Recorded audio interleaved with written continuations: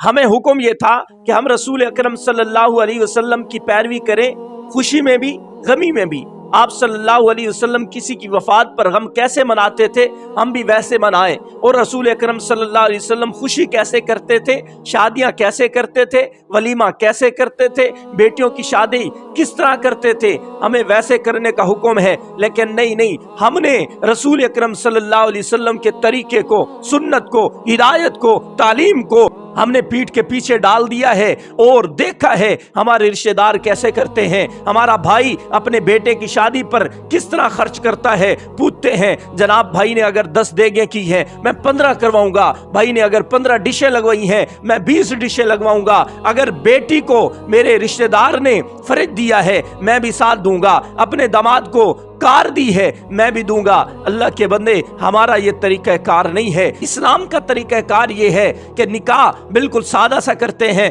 اور اگر پیسے ہیں، دولت رب نے آپ کو عطا کی ہوئی ہے تو ولیمہ کر لو، اچھا ولیمہ کر لو، لیکن فضول خرچی مت کرنا۔ قرآن کہتا ہے ان المبذرین کانوا اخوان الشیاطین، فضول خرچی کرنے والے شیطان کے دوست ہیں۔ اللہ کے بندو، رسول اکرم صلی اللہ علیہ وسلم نے بھی بیٹیوں کا نکاح سادگی سے کیا ہے، لیکن ہم کرنے کو تیار نہیں ہے۔ رسول اکرم صلی اللہ علیہ وسلم کی تعلیمات میں سے ہے، اگر رب نے آپ کو دولت دی ہوئی ہے، آپ شادی کرنا چاہتے ہیں، نکاح سادہ کریں اور ولیمہ اچھا کر لیں، اور اگر نہیں ہے آپ کے پاس دولت، کسی سے ادھار لینے کی ضرورت نہیں ہے کسی سے ادھار لینے کی ضرورت، آپ نکاح سادہ کریں، ولیمہ سادہ کریں، جتنی توفیق ہے 2 بندوں کو بلا لیں، 10 بندوں کو بلا لیں، اٹھائیں۔ حضرت صفیہ رضی اللہ تعالیٰ عنہ سے آپ صلی اللہ علیہ وسلم کی شادی ہوتی ہے، آپ صلی اللہ علیہ وسلم نے صحابہ کو اعلان فرمایا من کان عندہ شیء فلیجیبہ، میاں تمہارے پاس جو کچھ گھر میں ہے وہ لے آنا، ہم کٹھے مل کے بیٹھ کے کھائیں گے، یہی مجھ محمد کا ولیمہ ہوگا۔ میں آپ سے پوچھتا ہوں، کیا حضور اکرم صلی اللہ علیہ وسلم اگر بہت تکلف سے ولیمہ کرنا چاہتے تو نہیں کر سکتے تھے کیا؟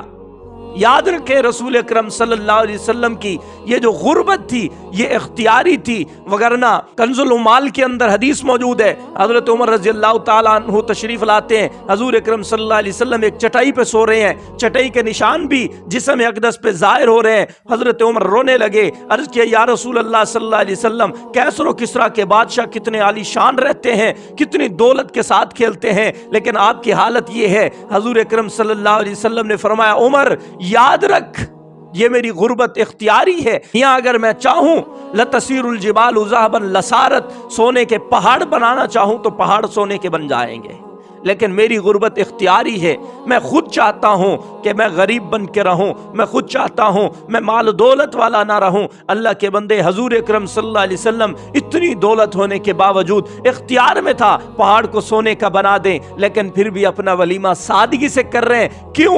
ہمیں پیغام دیا، ہمیں تعلیم دی، ہمیں سکھلایا کہ اگر شادی کے وقت تمہارے پاس پیسے نہیں ہیں، کسی سے ادھار لینے کی ضرورت نہیں ہے، شادی بروزن سادگی سے شادی بھی ہو سکتی ہے یار۔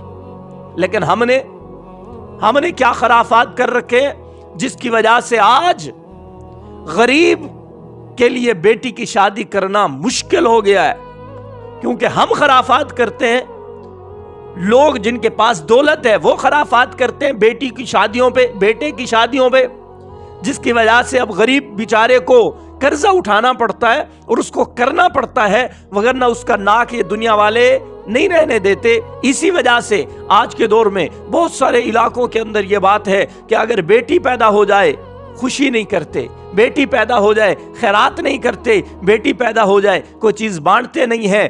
وہی کافروں والی بات قرآن کہتا ہے وَإِذَا بُشِّرَ أَحَدُهُمْ بِالْأُنثَىٰ ظَلَّ وَجْهُهُ مُسْوَدًّا، میاں جب بیٹی کی خوشخبری سنائی جاتی ہے ان کے چہرے کالے سیاہ پڑ جاتے ہیں، يَتَوَارَىٰ مِنَ الْقَوْمِ مِنْ سُوءِ مَا بُشِّرَ بِهِ، میاں قوم سے چھپا پھرتا ہے کہ ان کو بتاؤں نہیں کہ میری بیٹی ہوئی ہے۔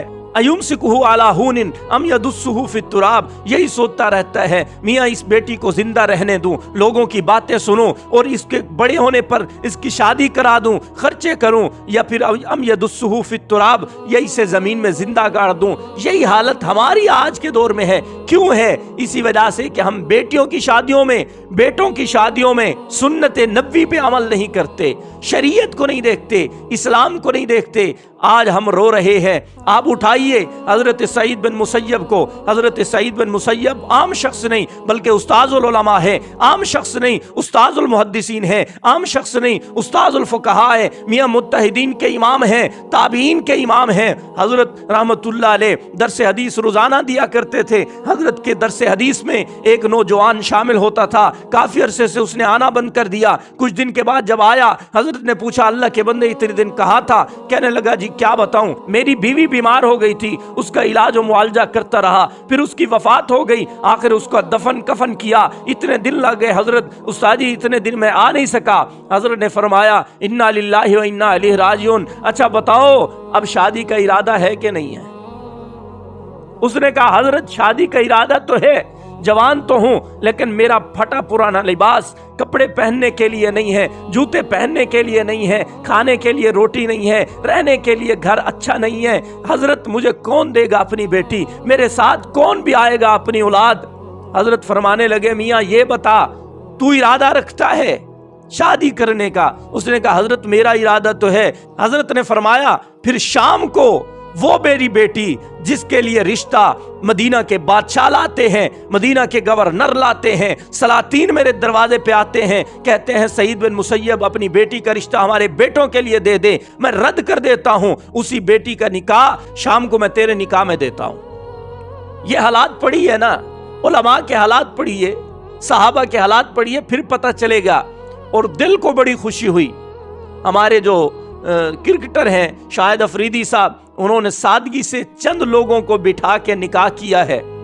कोई फजूल खर्ची नहीं, कोई रस्म रिवाज नहीं, कोई ढाप थोल नहीं, बल्कि सादगी से निकाह, जैसे इस्लाम का तरीका है, जैसे इस्लाम का शियार है, जैसे इस्लाम का हुक्म है। सलाम करते हैं हम दोनों अफरीदी साहबान को। अल्लाह रब्बुल इज्जत आपको दीन पर चलने की मजीद तौफीक अता फरमाए और आपको देखकर बाकी दौलतमंद लोगों को अपनी बेटियों की शादी और बेटों की शादी इसी तरह सादगी से करने की तौफीक अता फरमाए।